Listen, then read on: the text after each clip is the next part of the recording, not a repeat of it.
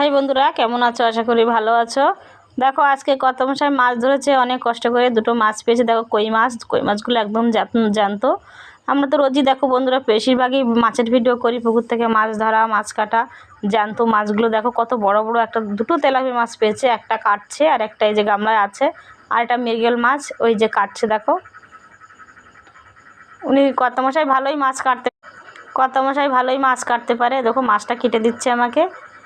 আমি বাড়ি থাকলে তো উনি মাছ কেটে দেয়, সব কিছু উনি গুছিয়ে দেয়, আমি রান্নাটা করি।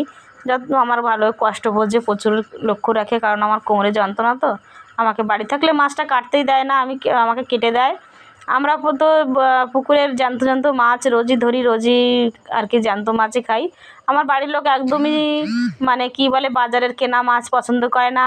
তাছাড়া ভাজা মাছ মানে আজকে ভেজে রাখবো কালকে রান্না করব, ওটা পছন্দ করে না।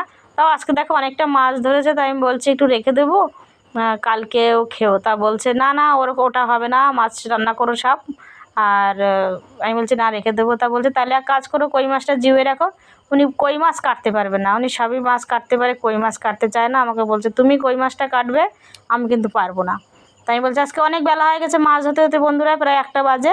তা কই মাছটা জ্বালিয়ে রাখবো আর এই মাছগুলো রান্না করব, আর দেখা যাক কী করি লাস্টে।